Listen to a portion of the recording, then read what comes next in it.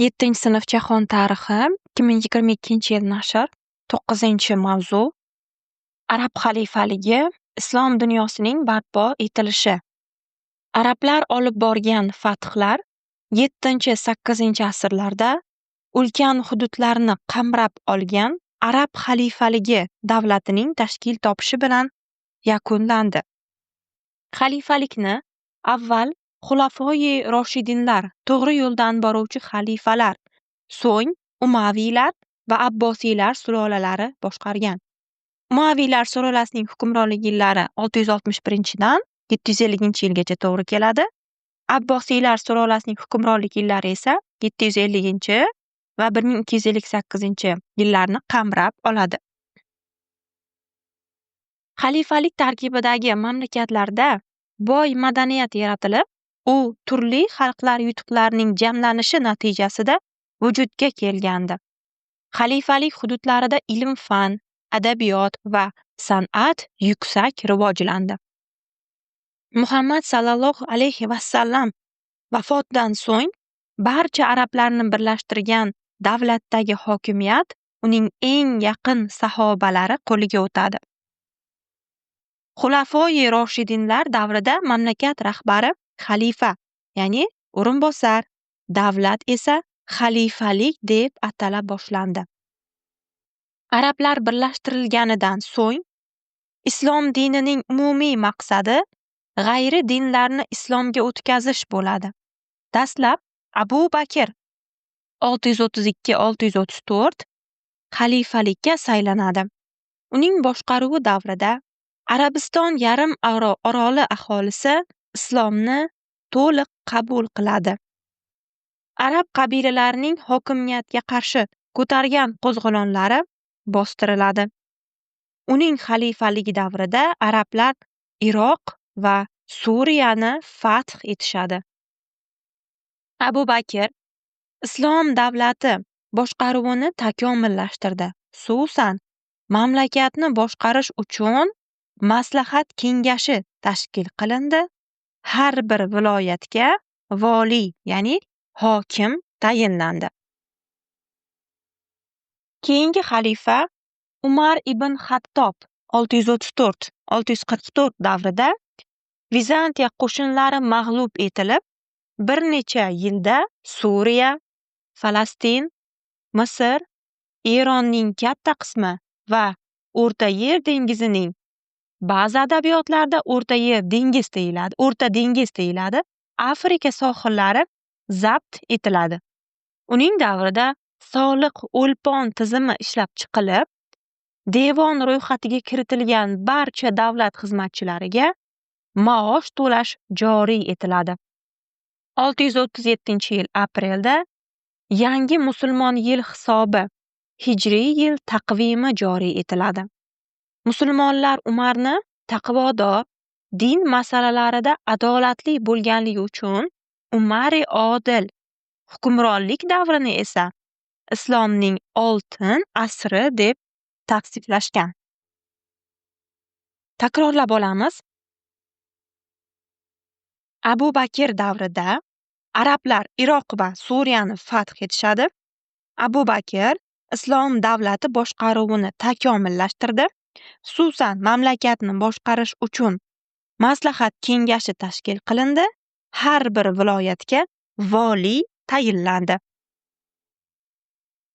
Keyingi xalifa Umar ibn Xattob davrida esa Vizantiya qo'shinlari mag'lub etilib, bir necha yilda Suriya, Falastin, Misr, Eronning katta qismi va O'rta Yer dengizining Afrika sohillari zabt etiladi. Tarixiy mushohada. Manbalarda yozilishicha, xalifa Umar ibn Xattob davrida islomiy fathlar nihoyatda kengayadi. Musulmonlar Fors yerlarini fath qilar ekan, Tustar degan qal'ani ishg'ol qilishga to'g'ri keladi. Sa'd ibn Abu Waqqos boshchiligidagi arab lashkarlari qal'ani uzoq muddat qamal qilib, 6 oyda ham egallay olishmaydi. Qo'shinning jangovar ruhi tushib ketadi. Qurol-yarog' va oziq-ovqat zaxirasi ham tugay boshlaydi. barcha musulmonlar qanday yo'l tutishni bilmay turganlarida yuziga niqob tutgan bir kishi kirib keladi. Men qal'ani qanday qilib ochishni bilaman. Mening aytganimni qilsangizlar, sizlarga yordam beraman, deydi. Shunda qo'shin amiri, nima qilishni ayt, biz rozimiz, deydi. Niqobli kishi, meni palaxmonga o'tqazib shaharning ichiga uloqtirasizlar. Men sizlarga qal'a darvozalarini ochib beraman, deydi. Yarim tunda askarlar uni palaxmonning kapgiriga o'tkazib uloqtiradilar. Sog'-omon qolgan niqobli kishi soqchilarni o'ldirib, darvozalarni ochib beradi. Jangga shay turgan askarlar qal'aga kirib kelishadi. Qal'a egallanadi. Musulmonlar juda katta o'ljalarni qo'lga kiritadilar. Qo'shin amiri o'ljalarni taqsimlashni e'lon qiladi. Uning eng katta qismi haligi niqobli kishiga beriladigan bo'ldi. Ammo oradan 3 kun o'tsa ham niqobli kishi kelmaydi. Shunda Sa'd ibn Abu Waqqos butun qo'shinga barchaga yetkazing, amirga itoat qilmasa Allohning oldida gunohkor bo'ladi deb buyuradi. Natijada amirning chodiriga bir kishi kirib keladi. Ey amir, men niqob egasini taniyman. Uning 3 ta sharti bor ekan. Shularni bajarsangiz kelar ekan va o'zini tanitar ekan, deydi. Birinchisi, u siz bilan gaplashar ekan, gap faqat ikkovingizning oralarida qolar ekan. Ikkinchisi, u odamning nomini tarix kitoblariga yozdirmas ekansiz. Uchinchisi, hatto uning kimligini xalifaga ham aytmas ekansiz. Sa'd ibn Abu Waqqos barchasiga rozi bo'ldilar. Shunda haligi kishi, men edim o'sha niqobli odam, deydi. Musulmonlar Madinaga qaytib borgach, xalifa Umar niqobli kishi haqida Sa'd ibn Abu Waqqosdan so'raydi. Ammo Sa'd va'dasida turib hech narsa aytmaydi. Endi Usmon ibn Affon xalifaligi davriga qaytamiz. Usmon ibn Affon xalifaligi davri 644-656 yillarni o'z ichiga oladi. Uning davrida Eron Sosoniylari davlatini fath etish tugallanib, Amudaryo sohillariga chiqishdi. Musulmonlarning Tunis va Kavkaz orti o'lkalaridagi mavqei mustahkamlanadi. Xalifaning buyrug'i bilan Qur'oni Karim matni to'planib, bir butun kitob shakliga keltiriladi va turli o'lkalarga tarqatiladi. Hozirgi kunda ulardan biri muqaddas yodgorlik sifatida Toshkentning eski shahar qismida joylashgan Mo'yi Muborak madrasasida saqlanmoqda. Xulafoi Roshidinlarning so'nggisi Ali ibn Abu Tolib xalifaligi 656-661 davrida uning hukmronligini tan olmagan toifalar paydo bo'lgan. Alining tarafdorlari shiyalar, raqiblari esa xorijiylar nomini olgan. Oqibatda Ali xorijiylar tomonidan o'ldiriladi. 661-yilda hokimiyatni Umaviylar sulolasi asoschisi Muaviya I egallaydi. Umaviylar hukmronligi. Umaviylar davrida poytaxt Damashq shahri bo'lib, Suriya xalifalikning markaziy viloyatiga aylanadi. Umaviylar boshqaruvi davrida xalifa lavozimi nasliy merosga aylantiriladi. Davlat xazinasi hamda davlat arxivi tashkil etiladi. Arab tili davlat tili deb e'lon qilinadi. Xalifalikning Jabal at-Tariq boshchiligidagi qo'shini 711-714 yillari Pireney yarim orolidagi, hozirgi Ispaniyadagi Veskot qirolligini bo'ysundiradi.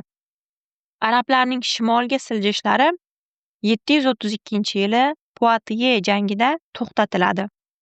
Sharqda ular Tabariston, Jurjon, Mozandaron va Hind daryosi sohiligacha, Multon qal'asigacha bo'lgan yerlarni, g'arbda esa Shimoliy Afrika va Ispaniyaning katta qismini bosib oladilar. Ammo Umaviylarga qarshi bir necha bor xalq qo'zg'olonlari bo'lib o'tadi. Bu esa ularning hokimiyatini zaiflashtirib, Abbosiylarning hokimiyat tepasiga kelishlariga imkon beradi. Demak, Umaviylar davrida poytaxt Damashq shahri bo'lgan, Suriya esa xalifalikning markaziy viloyatiga aylangan. Umaviylar davrida xalifa lavozimi nasliy merosga aylantiriladi. Davlat xazinasi va davlat arxivi tashkil etiladi. Xalifalikning Jabal at-Tariq boshchiligidagi qo'shini 711-714-yillari Pireney yarim orolidagi Vestkot qirolligini bo'ysundiradi. Arablarning shimolga siljishlari 732-yili Poitiers jangida to'xtatiladi. Diqqat qilamiz, sharqda arablar Tabariston, Jurjon, Moron-Nahr va Hind daryosi sohiligacha, Multon qal'asigacha bo'lgan yerlarni, g'arbda esa Shimoliy Afrika va Ispaniyaning katta qismini bosib oladilar. Abbosiylarning hokimiyatga kelishi. Xalifalikdagi siyosiy vaziyat keskinlashishi natijasida 8-asr o'rtalarida hokimiyat Abbosiylar, ya'ni Muhammad sallallohu alayhi vasallamning amakisi Abbosning avlodlari qo'liga o'tadi. Abbosiylar o'z qarorgohini Bag'dod, Xudoning in'omi shahriga ko'chiradi. Ushbu sulolaning mashhur xalifasi Horun ar-Rashid 786-809 bo'lgan. Musulmon bo'lmaganlarni xalifalikda davlat xizmatiga olishmagan va ular ko'proq soliq to'lashgan. Natijada ko'pchilik islomni qabul qilib, arab tilini o'rgangan. Shu tariqa aholining asosiy qismi musulmon bo'lgan. Xalifalikning inqirozi. Xalq qo'zg'olonlari va hokimiyat uchun kurashlar xalifalikning siyosiy inqirozini boshlab beradi. Xalifalikdan ilk mustaqil amirlik Ispaniyada 756-yili ajralib chiqadi. U 10-asrdan Kordova amirligi deb atala boshlanadi. 9-asrdan Misr, Eron, Moron-Nahr va Xuroson mustaqillikka erishadi. Abbosiylar tasarrufida faqat Yaqin Sharq va Arabiston yarim oroli qoladi. Saljuqiy turklar 1055-yili Bag'dodni egallab, xalifani dunyoviy vazifalardan chetlatadi. Mo'g'ul xoni Xuloko 1258-yilda Bag'dodni egallagandan so'ng arab xalifaligi barham topadi. Atamalar izohi. Choryorlar. Forscha 4 do'st degani to'g'ri yo'ldan borgan dastlabki 4 xalifa. Tarix fanidan sifatli tayyorgarlik ko'rishni istasangiz, Jalol Boltayev onlayn kurslariga qo'shiling.